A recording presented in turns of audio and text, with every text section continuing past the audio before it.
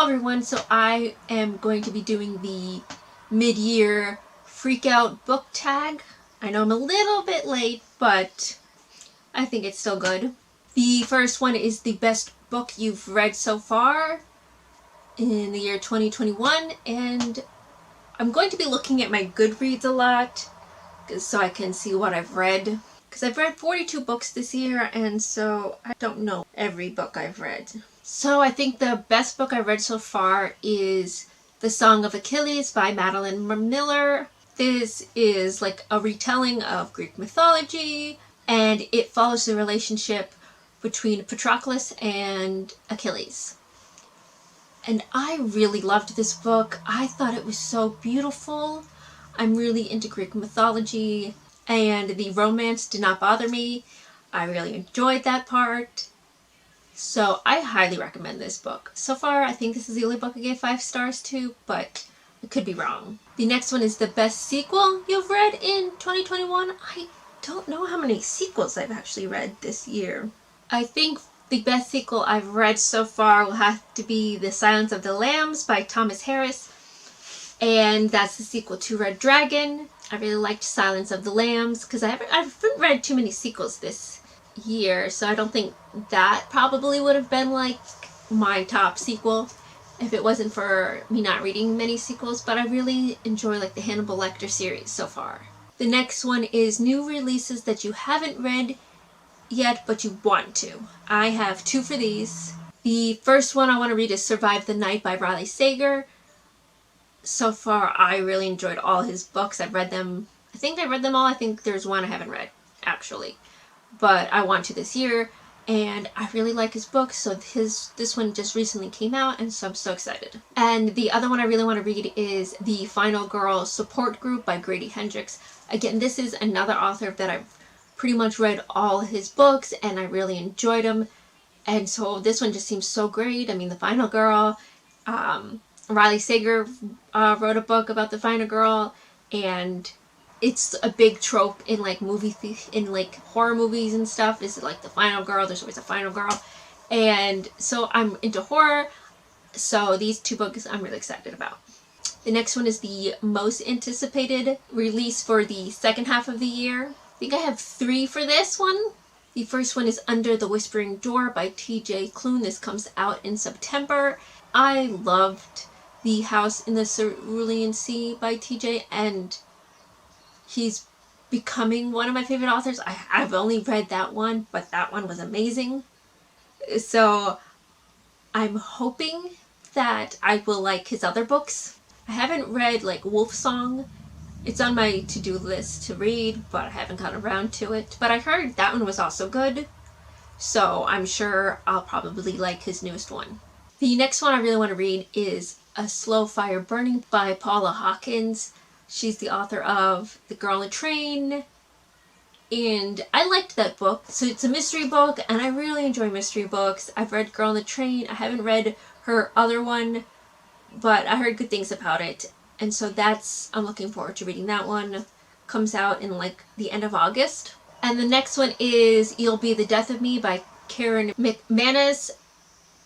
I surprisingly liked One of Us is Lying, and again, this one's like a mystery thriller book, and it's a YA, and you know, sometimes YA mystery thrillers are hit and miss, but like sometimes you just need a good campy like mystery book, and I think she does them very well, so I'm excited to read that one. The next one is The Biggest Disappointment, and for me this one was easy.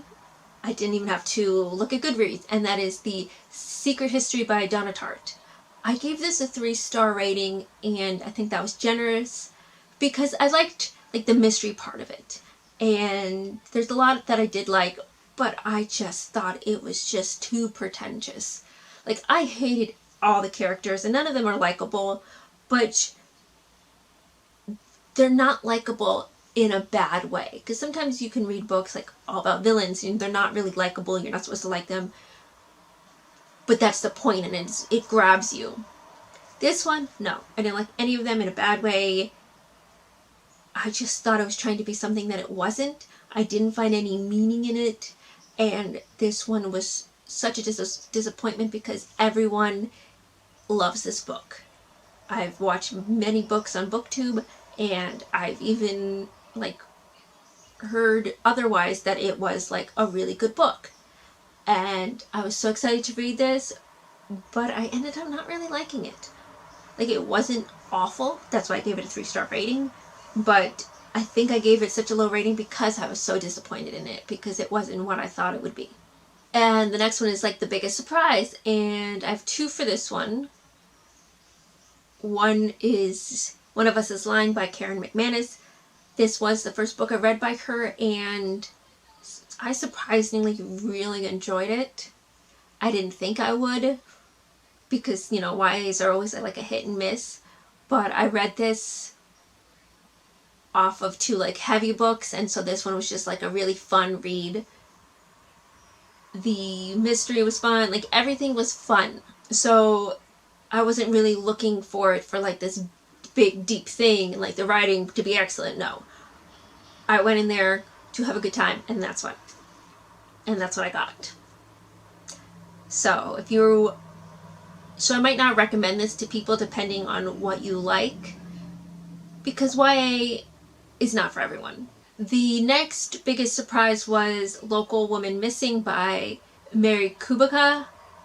This one really surprised me because I've never heard of this author, and I've never really heard about this book from anybody, but I was in my library app and they had it, so I got it, and I really enjoyed it. It's a mystery thriller book, and I was like hooked. It's one of the best mystery books I've read in a while, and I've read other books by her. I think I've read one other book and I really liked that one. I think this is around like the same style like Paula Hawkins or Sherry Lapina.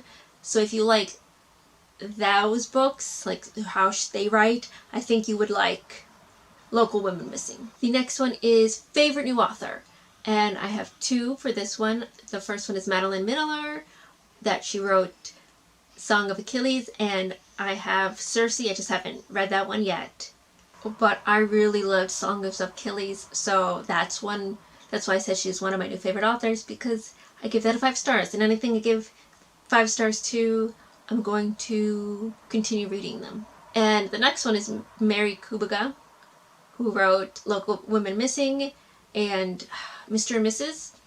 Those are the 2 I read so far by her, and I really like it. So they're not new authors, but they're new to me. The next 2 questions were hard for me to answer. It's what is your new fictional crush, and what is your new favorite character? And I don't really have book crushes. I did when I was little, of course, but now I'm just don't really have like crushes, but I do get favorite characters. And for this one, I guess I'll answer the same. And that would be Gifford from My Lady Jane by Cynthia Hand, Brody Ashton, and Jody Meadows. I really like that book, and I really like the character of Gifford. He's what they call an Ethian, who like transforms into like an animal, and he's a horse. And I just liked the back and forth between him and Jane. I think he was clever, and so I really like that character. Is he my new crush? No, but I don't have book crushes, so that's as close as I'm going to get.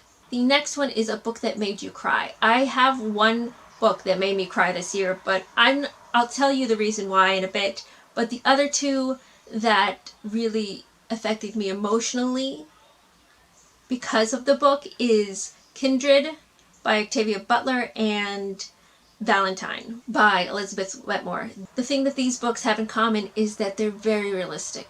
One deals with slavery, and then the other one deals with like sexual assault, and so they just angered me and also gave me so like frustrated and sad because it's very realistic.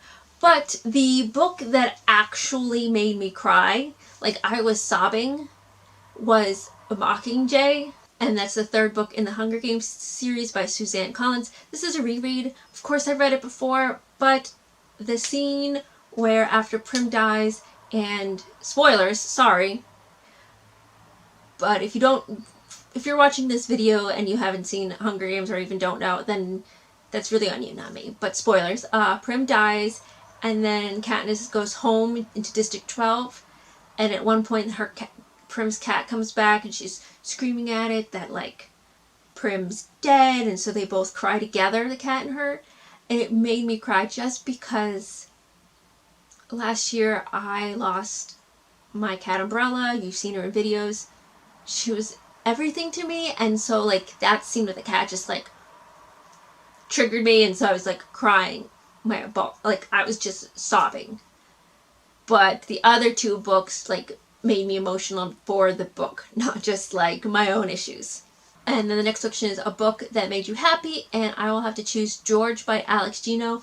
I did a whole reading vlog on this, and so you can see my emotions are like, got so happy.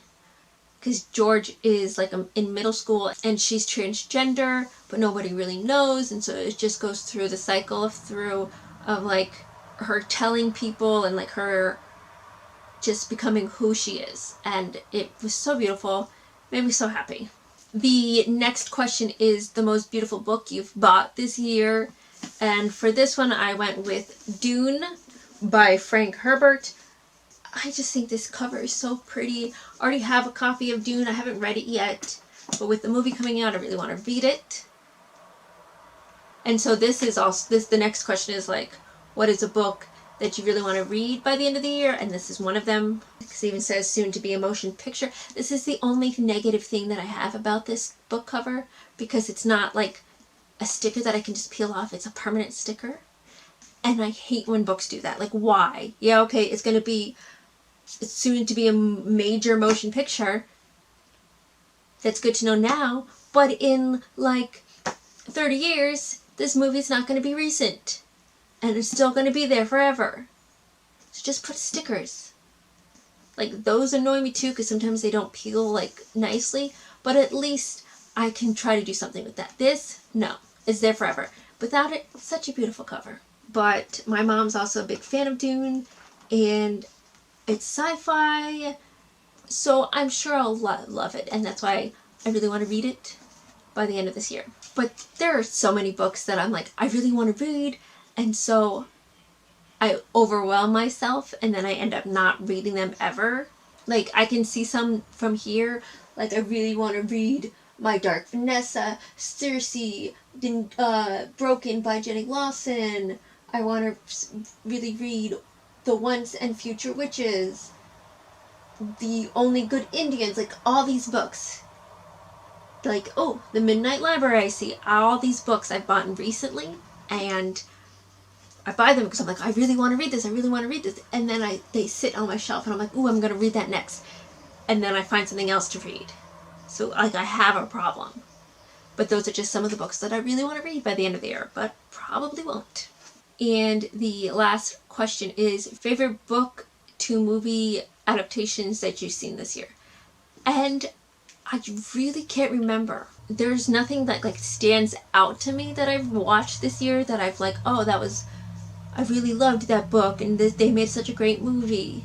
But a book that I've read this year, but I've already seen the movie, and so this one, I'm just going to have to say, is close enough to what the question is, and that is Mystic River by Dennis Lehane. I recently just read this, and I've seen the movie a long time ago, and I will say that this book, it did an excellent job with the movie. It is pretty much exactly like the book.